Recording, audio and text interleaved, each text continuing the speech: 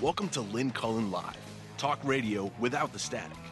Email your questions and comments to lynn@pghcitypaper.com. And now your host, Lynn Cullen. Yeah. How you doing? Welcome to the program. TGIF. Pirates are in first place. They're over 600. What the hell? And no one's going to the games still. What a mucked up organization. Oh my God. And it's not a drill. Usually these things are on Tuesdays. Okay. Unbelievable. You see anyone running for the exits? No. I think when you hold too many drills, like these guys do, we're absolutely... Let's see if... Maybe they're serious. Are people leaving? Hang in there, guys.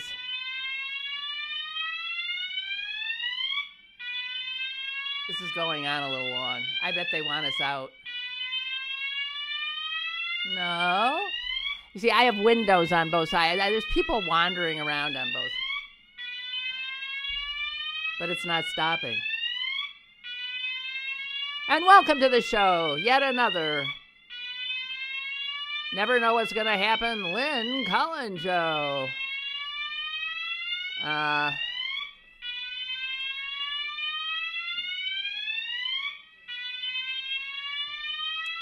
Carlos said it's a test. Well, then, all right, shut up.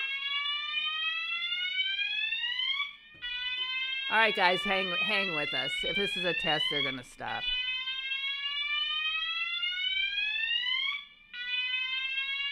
I mean, I don't know what this sounds like on your end, but I can't even hear myself talk, so...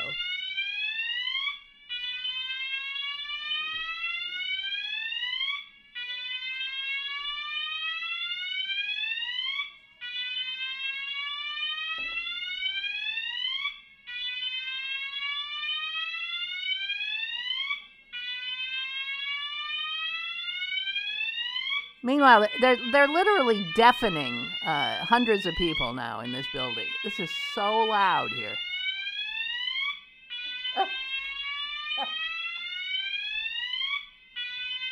Getting a headache.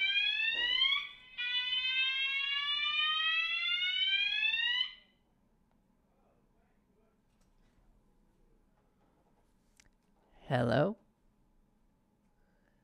God. Dang it. What was I saying? Welcome to the program. Never a dull moment. I have a headache. I need to say I have a headache now. All right. Well, I'll tell you one thing. The fire alarm at 650 Smithfield works real well. That much we now know. I feel safer already.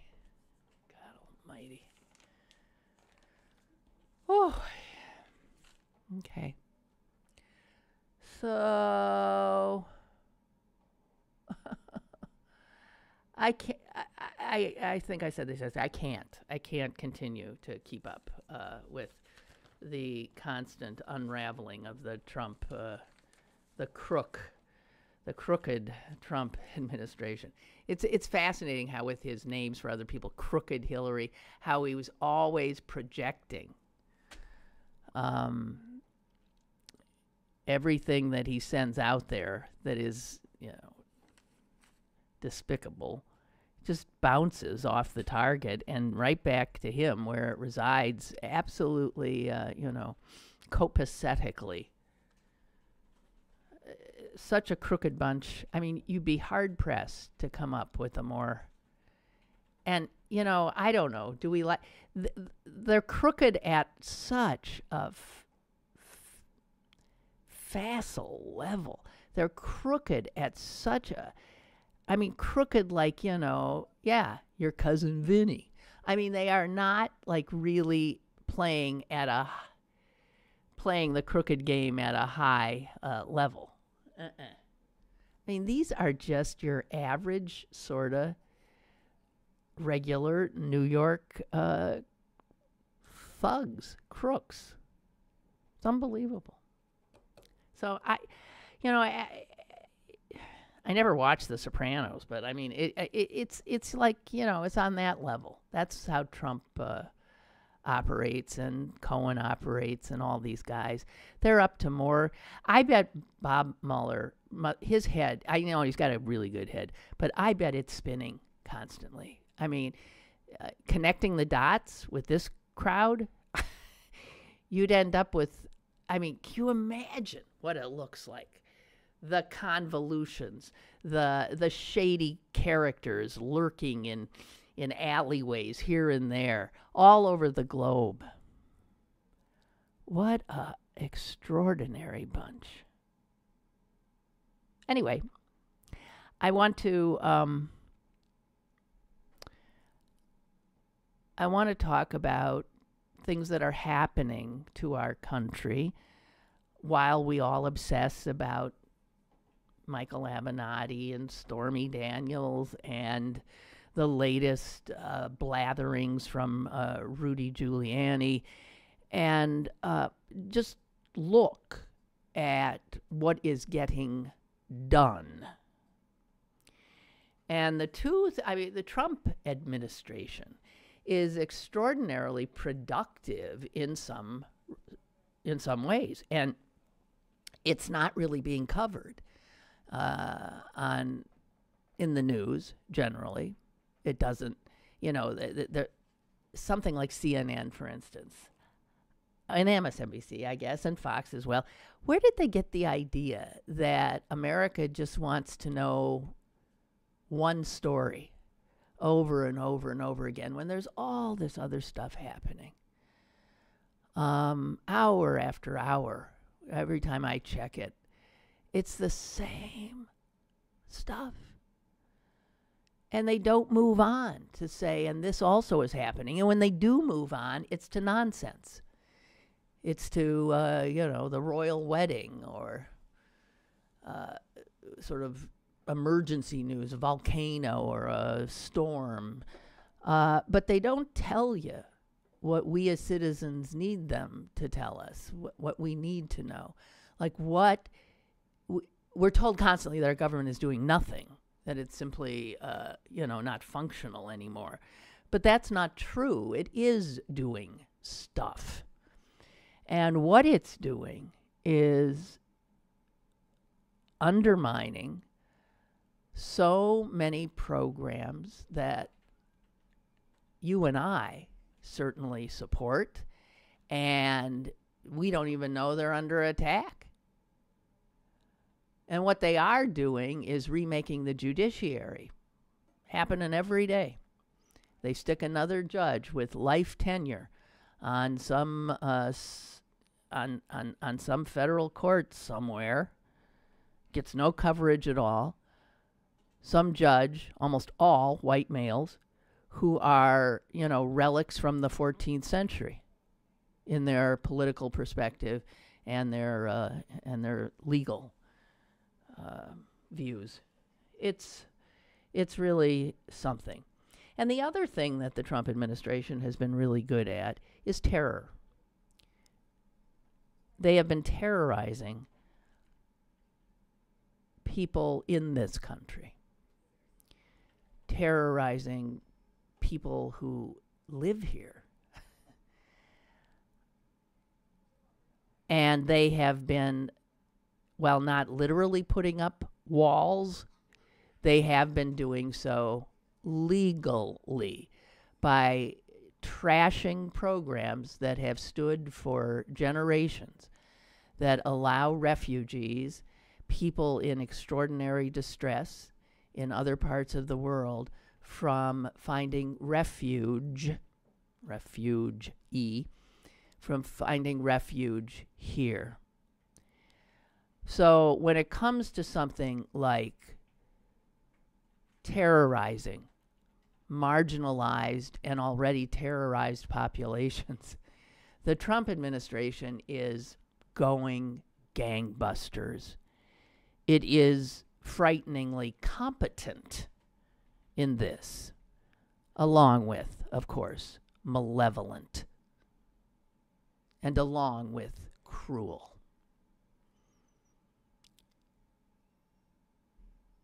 So I've had this in my pocket since, well, early April.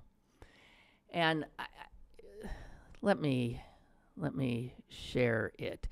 It is a piece that is written by a Brit, David Miliband, who is now the chief executive of what's called the International Rescue Committee. He and his, I think it's twin brother, right? His twin brother's mucky muck, or was, in the British government. And they're two smart cookies, these two. But this one went over to the NGO side, non-governmental, but still wanting to make an impact. And from his perch in Europe, he sees the United States in full retreat from principles and practices that had long defined the United States. A beacon, a statue of liberty, a welcomer of people in need. It what, as any true student of American history, as any true patriot knows, what makes this nation great, what has made this nation great, what continues to make this nation great, is the influx of new, eager, hungry people. They inevitably become the best of us. But Trump and his ilk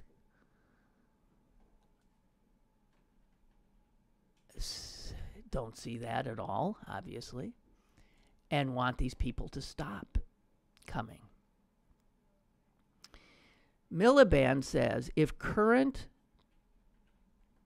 practices under Trump continue, the United States will literally have no refugee program at all by the end of this administration. They are dismantling every program that brought people here.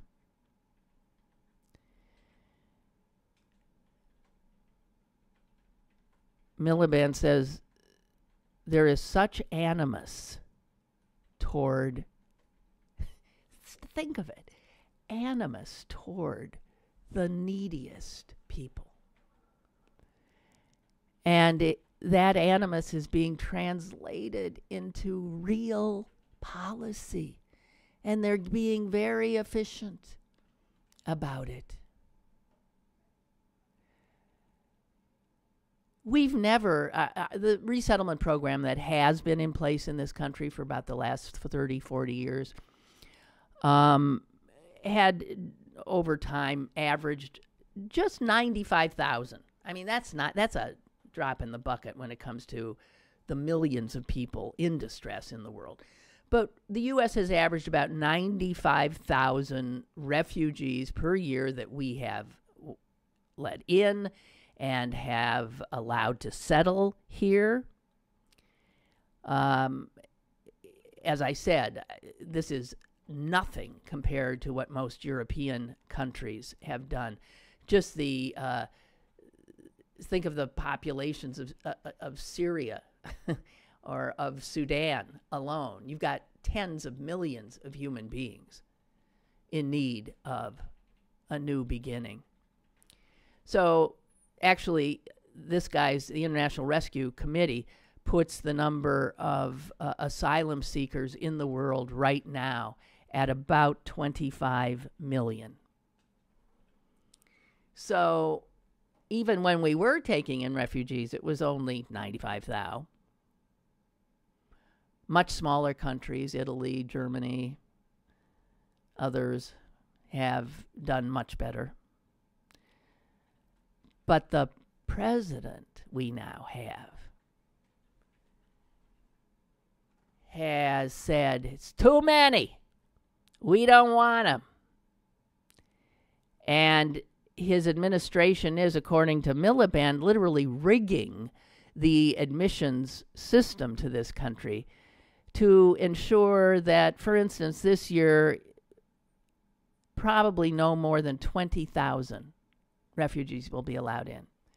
95,000 under both Bushes, under Clinton, under Obama, under this xenophobic racist, probably about 20. And remember when the Syrians were gassed? The last time they were gassed? And, oh my God, Trump said, it's terrible, it's an outrage, it's this and that. Well, it's figured that minimally 60 people died in that last gas attack in Syria. And, those poor Syrians. We saw the babies, the children, right? The reality is the Syrians that died in that one attack, that's a greater number than the number of Syrians we have allowed into this country. Those children, if they had asked, can we come in, please? We're in grave danger. We will be gassed. We will be killed. We would have slammed the door in their faces.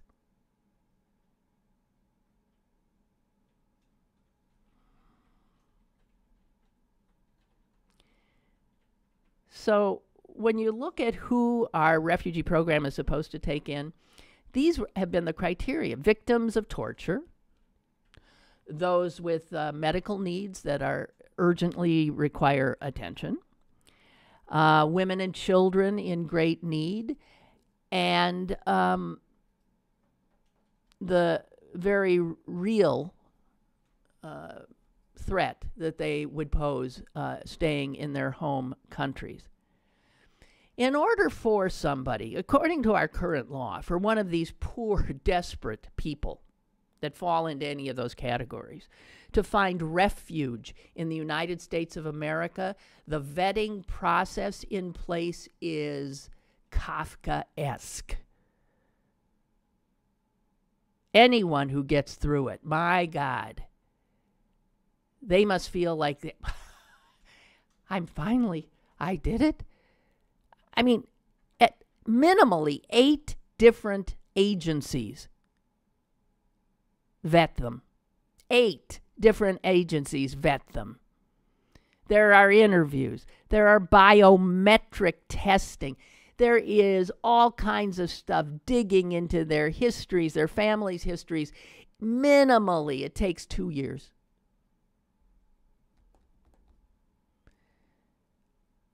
And we're supposed to be worried about these people that jump through all these hoops. They're a threat to us. Oh, yeah. There's a libertarian think tank called the Cato Institute. I'm sure you've heard of it. They have estimated that the chance of an American dying in a terrorist attack committed by a refugee to be 1 in 4, I'm going to round it a little bit, 1 in 4 billion.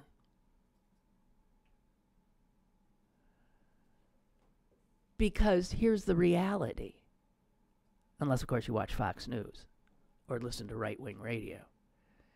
Refugees are not terrorists. They are victims of terrorism. That's why they are refugees. And the thing is that when and if, my God, any of them manage to squeak through, and as I said before, the Trump administration is out, the trickle will have turned into an absolute stoppage. We really should take down the Statue of Liberty. It now shames us by its presence in New York Harbor. or we should have her weeping, have tears coursing down her cheeks. And the thing is, as I said before, this is the best of us. These refugees end up becoming the best Americans. Government reports have shown in the last decade, refugees have brought in $63 billion more in government revenue than they ever cost us. $63 billion. And by the time refugees have been in this country for, let's say, 25 years, they have settled, they have raised children here, their median household income is higher than the median income of U.S. households. They're hard workers. They make money. They pay taxes. They contribute.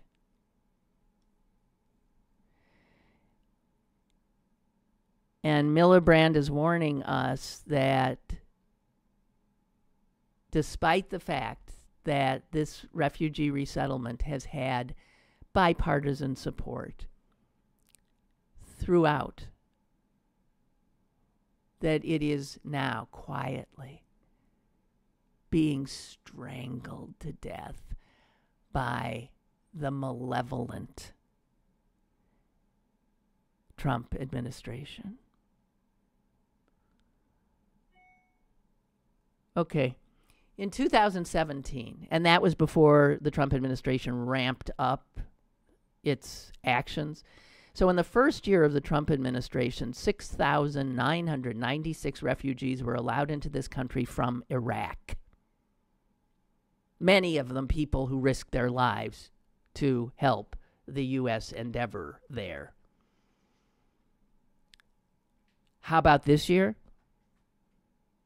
You know how many have been let in from Syria? 7,000 essentially last year. This year, so far, 107. Comparable figures for Iran are, they're down to 31 Iranians let in. Do you know how many Syrians we've let in? And don't tell me you can't tell those people are in desperate need. You know how many Syrians we've let in? This year, 44. 44. So these are often people who have helped the United States and thus become targets as a result. And there was a special program for those kinds of people. That program's being cut. Thousands let in 2017, 36 Iraqis in that category now, and on and on and on. Most refugees are not trying to get in here. They know that's ain't going to happen. So they're going to countries like Jordan, which is letting them in, like Bangladesh, for God's sakes, which is letting them in.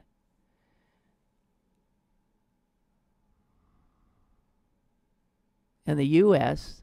is absolutely abandoning the role it has played in the world forever. And this gets no attention. I have a caller. I'll take the call, but I also want to talk specifically about a temporary program that has brought hundreds of thousands of people into the United States.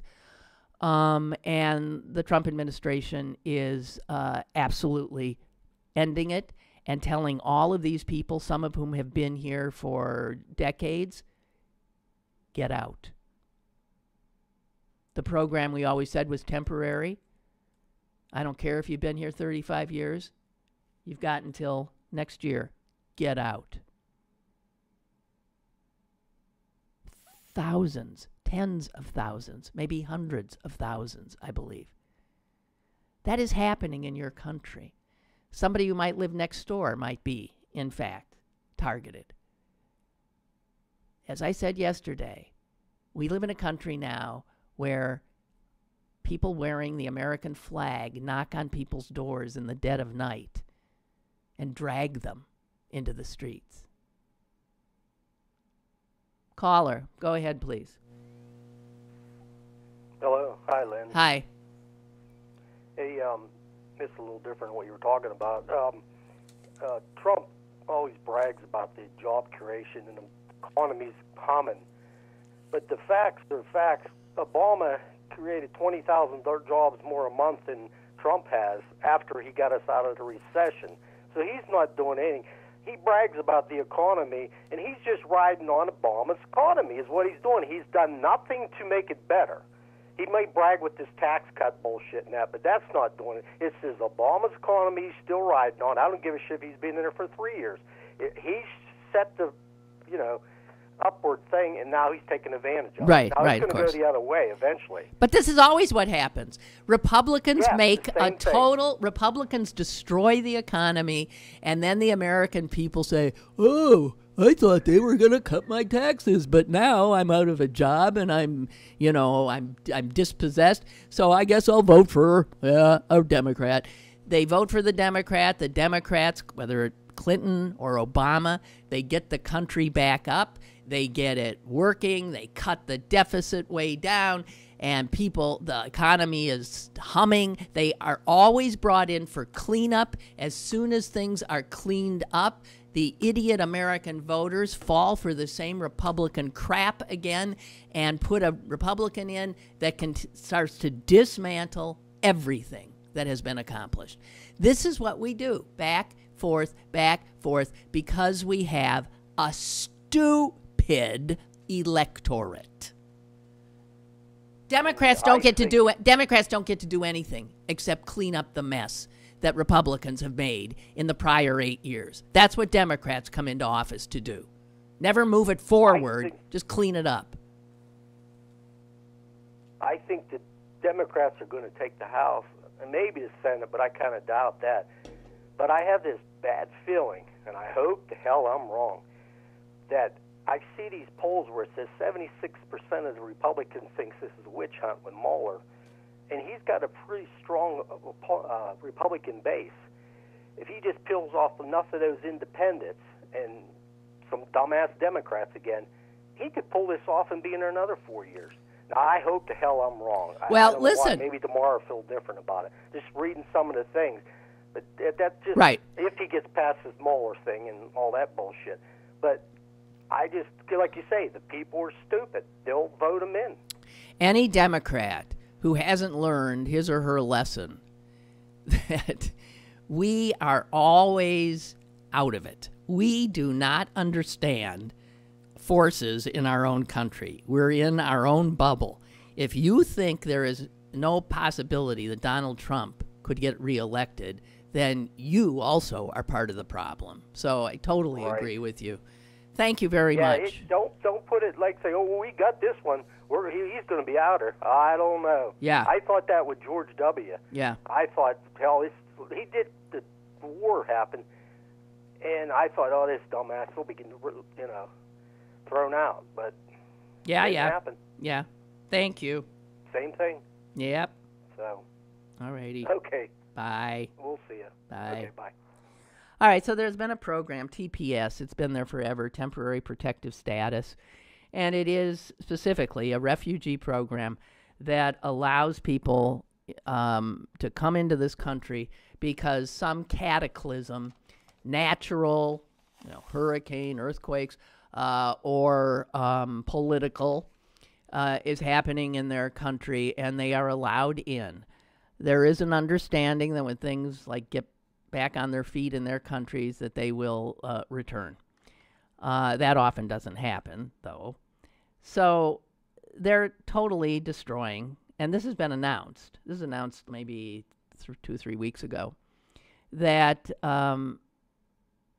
different populations in our country are being told, you've got a year or maybe even they're being very generous, maybe 18 months, get your crap together, close the businesses you've started, tell the people you employ that they're out of work, say goodbye to your grandchildren, because we know your children have been born here and are American citizens, but you get the hell out.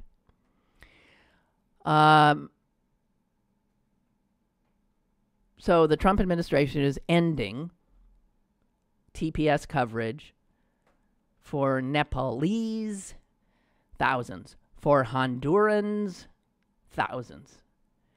Estimated 86,000 people from Honduras currently living in the United States, and they have been told, you're getting out. All told, there's more than 300,000 people living in our country who have papers. They carry a card similar to a driver's license, enables them to work legally, get driver's licenses, all that stuff. They are given Social Security numbers. They are not entitled to any welfare benefits, any federal loans, any state assistance. They don't get anything from us except a place to live and to work. That's it. So they don't enjoy, they can't vote, they don't enjoy the benefits of citizenry, but they enjoy the security of living in a country that is not coming apart at the seams yet. 300,000 people are in our country that way. Many are from Central American and the brown people that this administration is afraid of. Hondurans have been told they've got till 2020 and they got to get the hell out. About a month ago, 9,000 people from Nepal were told they have to leave. 200,000 people from El Salvador have been told, you're out of here. And this, if you pay any attention, these countries that they're being sent back to are countries that are still spewing out desperate refugees. Last year, we threw out 45,000 Haitians. And you know what a wonderful place Haiti is. We decided it was fine and dandy. Back you go. So these poor Hondurans, many of whom, as I said, have lived here for decades, have businesses, employ people, have children, families, grandchildren who are Americans, they're being thrown out. Why would we do that? Why would they entered legally? Why would we do that?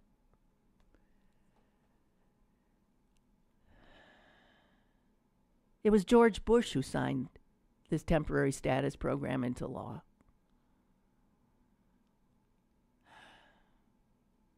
So we're sending all these Hondurans back.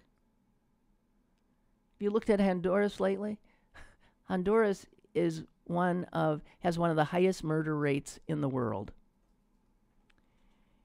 It has been having rioting in the streets because of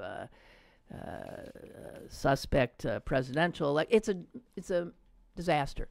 We're going to throw out hardworking people who came from that country seeking asylum, and we're throwing them back into it, forcing them to be separated from their now American family members. Listen to a Republican congresswoman from South Florida. This is so wrong-headed. This is so detrimental to families and to our economy. The cancellation of TPS is a death sentence for many of these people who are being sent back. Just to make clear, we are throwing out people who have produced 53,000 plus American citizens. Those are their children, American-born children. 85% of the people we are throwing out are gainfully employed in our economy. That's a better number than native-born Americans. Oh, and they say, well, they're taking our jobs. They're willing to work.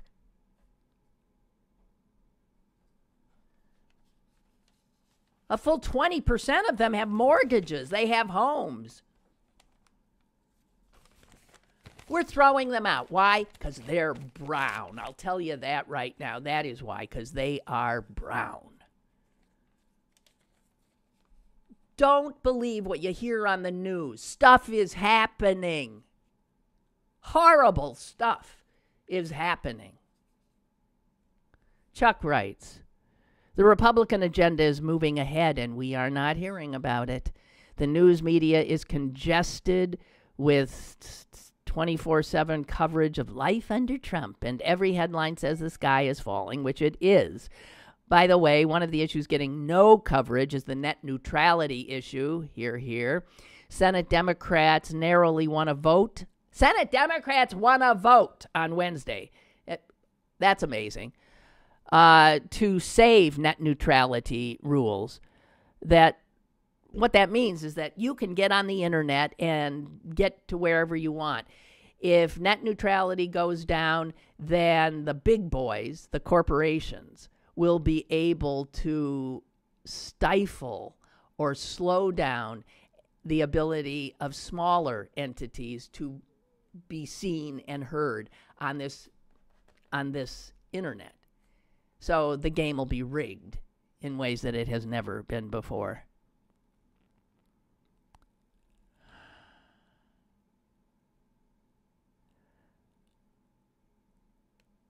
Henry writes, Lynn, just wanted to address your earlier caller's comment about Trump and his administration riding on the coattails of Obama's successes. People have short memories. But the Dow was 7,500 when Obama inherited that mess from Bush. And it was nearly triple that when Trump took over. Also, it infuriates me no end that so much of the Republican agenda seems to be dedicated to discrediting the Obama administration and erasing it from history. That seems to be the only thing that it's about. You can't tell me that doesn't have something to do with making sure we never have another black president. Dorothea writes, why would we throw out hardworking people who have lived here for decades? You tell me. She says it's really simple because Republicans are systematically removing votes that would hurt their chances, their agenda. They do manage to do that, don't they?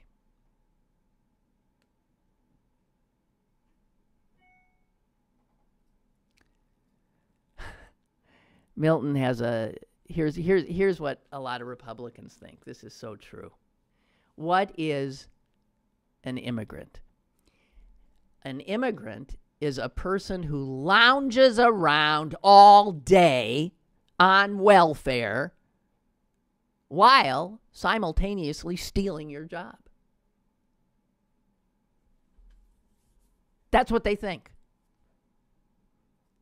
Now, if the first part is correct, then the second part cannot be correct.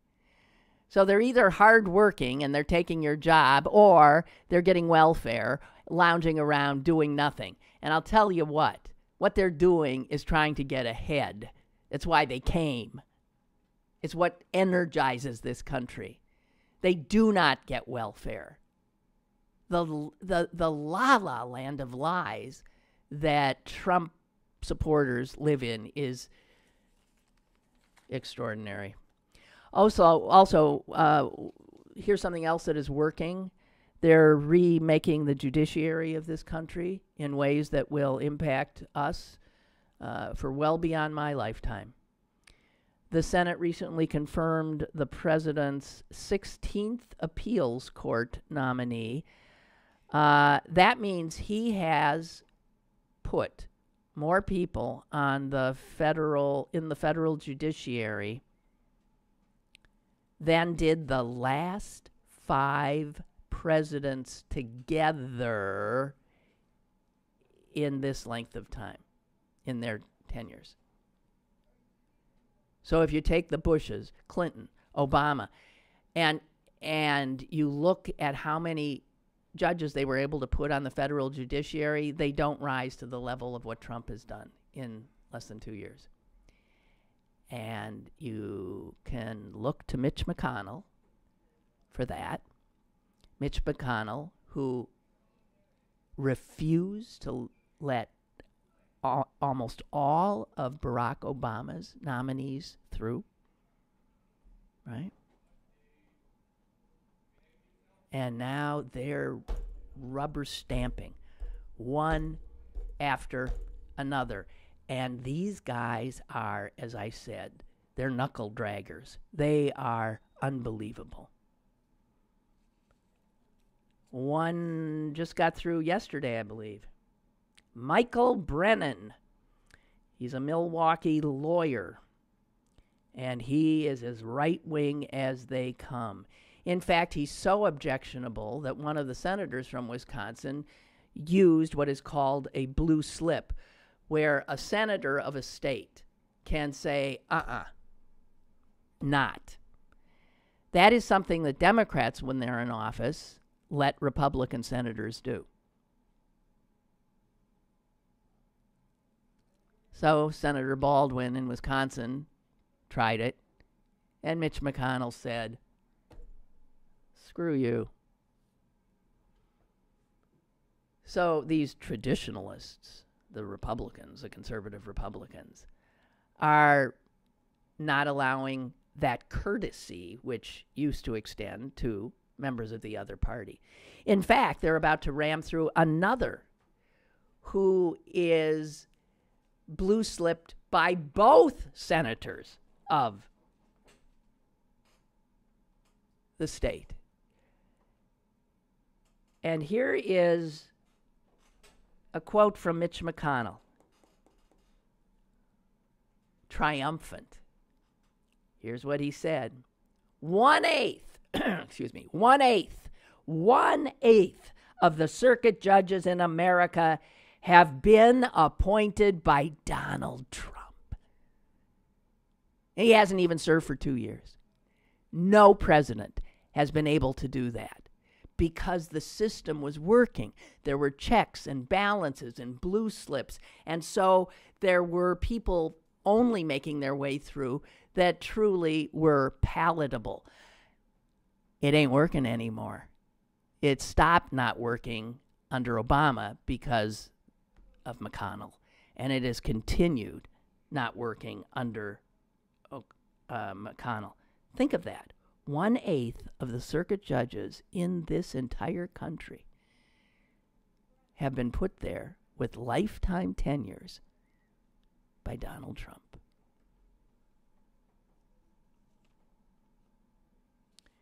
And, oh wait, my numbers are down. I said 16. And this week, the Senate approved the 21st Trump appeals court judge. It's just going like this. Rubber stamp. One after the other. And there's no getting those people off. That's it. And if you bother to look into who these guys are, and they're overwhelmingly, I don't know if there's a woman among them, they're white males. Knuckle draggers. Caller, go ahead, please. Hi, Lynn. Good morning to Hi. you. Such Hi. as it is. I think every morning that I wish you a good morning until this individual is out of office, and then some. I'm going to have to qualify it in that manner. I could go off on a rant or a tirade on nearly every subject you've touched upon. Oh, sure. I will say in regards to the judges and the despicable Mitch McConnell's actions and the federal judiciary and the Supreme Court being restocked with fringe right-wingers from all fresh-faced from the Federalist Society, excuse me. Right. For that reason alone, I even if it was only the spot on the Supreme Court, I cannot understand any Democrat, any liberal, any progressive who didn't vote for Hillary Clinton in the past election or actively worked to diminish her odds through media and social media, and bought into all these ridiculous memes about her. I castigate myself for not doing more. Not that I have enough of a sense of grandiosity. I think I could have swung the state of Pennsylvania, which I previously had been very proud of in terms of how our state was trending. But yeah, let me get to the reason I originally was going to call, which is that yes, he could be reelected, given that the malignant incompetency of the Bush administration was held over for another term. Yes, I don't think there's any grotesque query too awfully perpetuated by the right in this country and by Republican voters.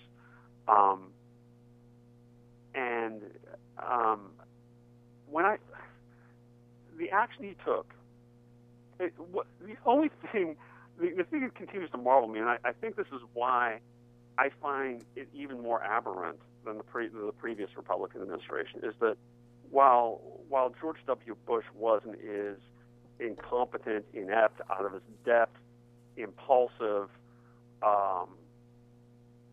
ignorant of history, corrupt, backed by the sociopathic Dick Cheney, I don't think either he or Cheney were utterly amoral and disloyal to this nation. They did demagogue on certain social issues. No, but I mean, this is look, religion. John, here's the fact. Trump is so horrible that he allows you to actually say that Dick Cheney. You know what I mean? I mean, seriously.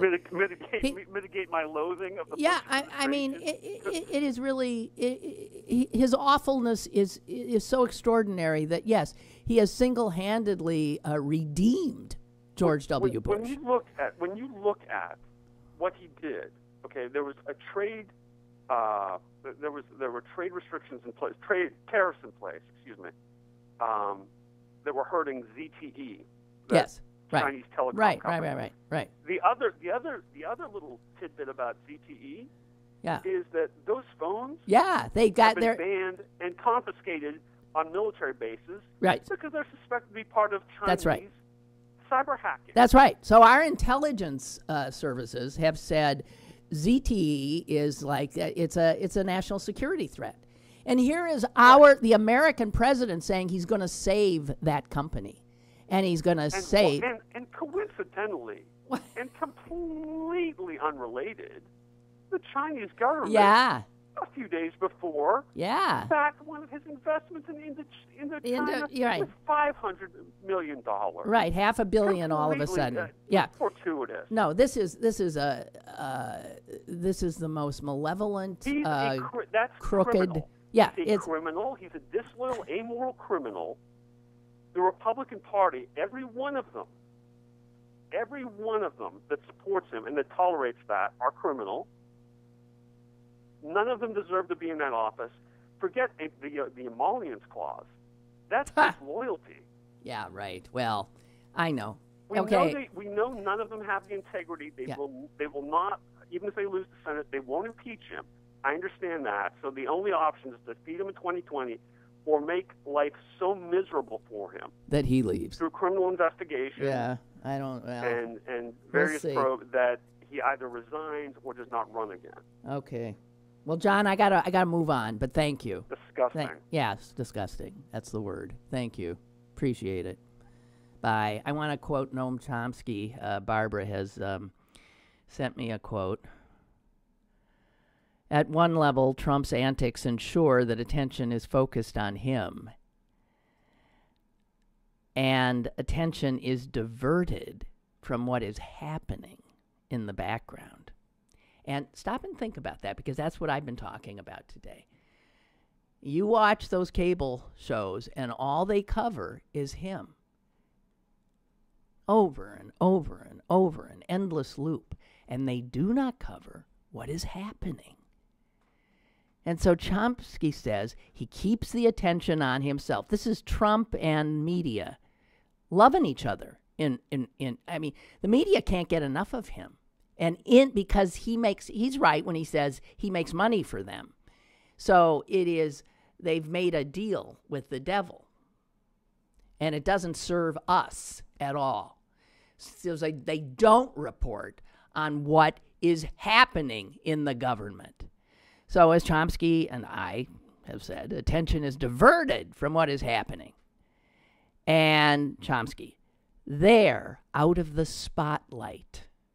The most savage fringe of the Republican Party is carefully advancing policies designed to enrich their true constituency. And that is the constituency of private power and wealth. The masters of mankind, to borrow Adam Smith's phrase.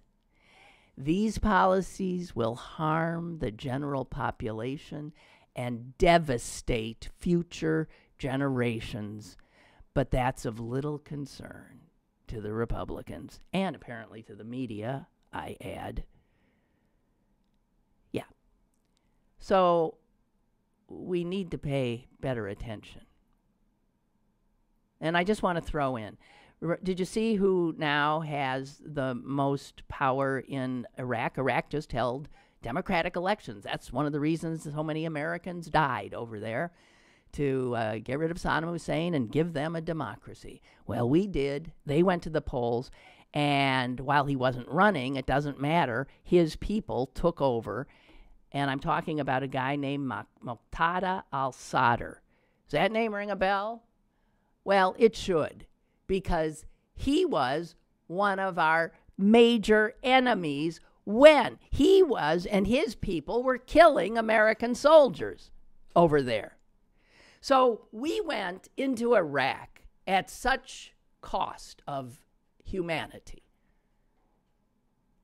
so that the Iraqis could vote, and they have voted, and they have given power to the cleric Muqtada al-Sadr, who led the Shiite militia that targeted American troops, and then he fled to the comfort of Iran to keep himself alive so that he could come back and essentially be the top dog in Iraq.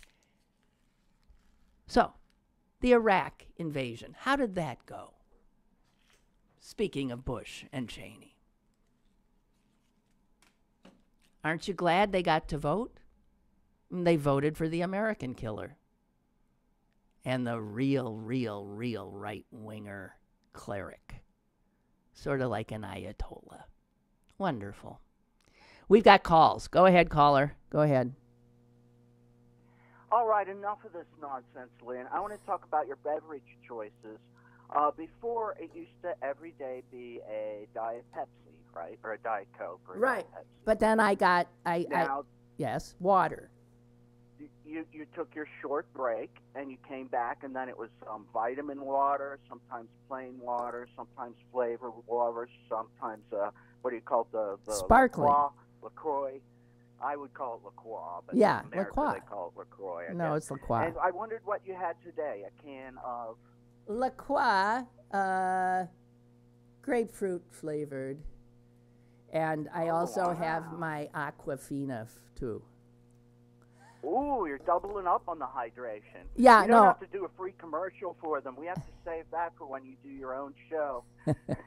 When you do your own show out of your living room, we have to get LaCroix and Aquafina. Yeah, exactly right. Exactly right. No, I am the most hydrated person ever now. All I do is drink water. I don't touch that crap I drank for so many years. I feel I always thought that those carbonated things, especially it's the Pepsi, diet I stuff. always thought tasted like Yeah. I always thought it tasted like bathroom cleaner. it like burns when it goes down. Yeah. But it doesn't get you high like tequila. It just So makes what's the you, point?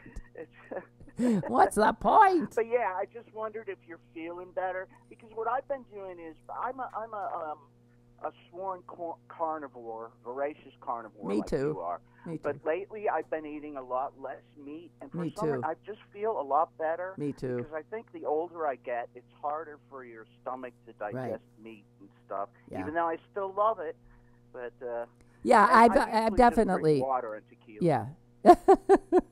I'm definitely, yes, eating better foods and, yeah, just being more aware.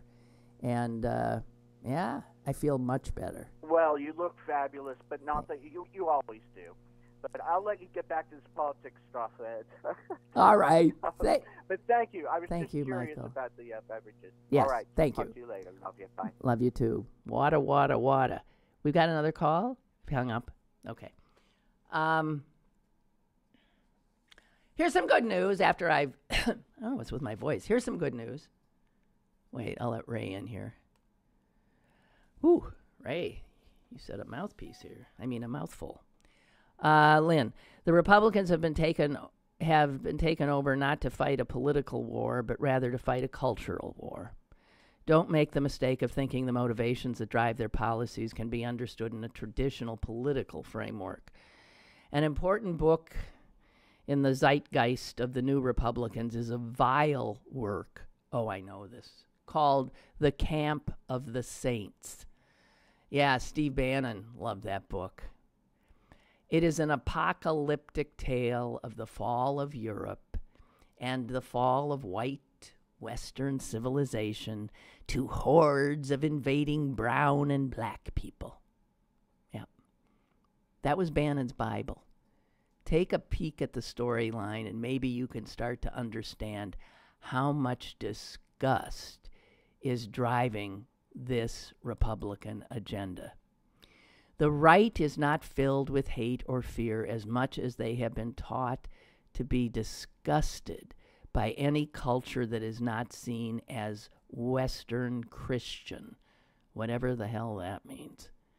As your brother brilliantly points out, disgust is very different from any other emotion because it carries a moral judgment. And keep in mind, humans may run from what they hate or fear, but we want to burn and destroy what disgusts us because disgust implies our superiority. Yeah, disgust lets you kill easily. The title of the book, this book that Bannon loved, The Camp of the Saints, the title of the book comes from the book of Revelations. Under all of this is the pathological eschatology, right, of the right Christians who yearn for the end times and the second coming. And that's why they support Israel, because the Jews all have to go back there for the world to end, I guess. Try reflecting on what you hear when it seems irrational. It's only irrational if it was a strategy in politics. But what it is a strategy to prevent infection by a disgusting horde of outsiders. Stop and think about what they're doing and where they are getting the work done. And that's why yesterday I was sort of bringing up Stalinistic, Hitlerian kinds of images, because that's what they're doing. The people they're systematically throwing out of this country are black and brown. The people they are targeting are black and brown. The disgust they clearly feel for these people they see as animals, as vermin. I'm using words, infestation, words that have been used by the president and others to dehumanize people, separating children of these people from their parents. This is Hitlerian, early Hitlerian tactics, and not to see it, not to recognize it for what it is It actually takes willful action on our parts to disregard what is happening. And Race, to finish up, says, I blame in some part the identity politics that stoked the flames of this culture war. It was, both fringes of right or left, as soon as they feel they got the power. Because the left figured that we won the culture war. Look, gays can marry, this and that, all that kind of stuff, yeah. And we disregard the backlash that we create.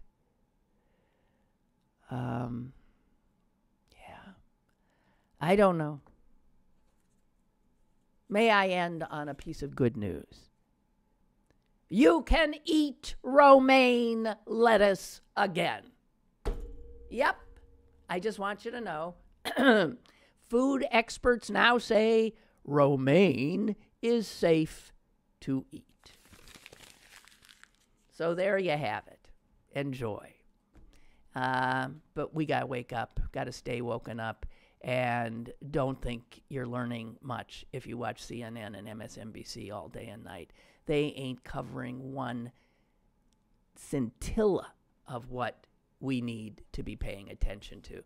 They're stuck on one story and one story only, and you're forgetting that these Trump people are doing every day extraordinary damage to people's lives and to our country.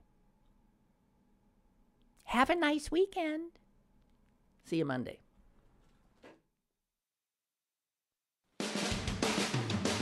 Lynn Cullen Live, Monday through Friday from 10 a.m. to 11 a.m. and archived at pghcitypaper.com. The opinions expressed on Lynn Cullen Live are those of the host and do not necessarily reflect the viewpoints of Pittsburgh City Paper or its advertisers.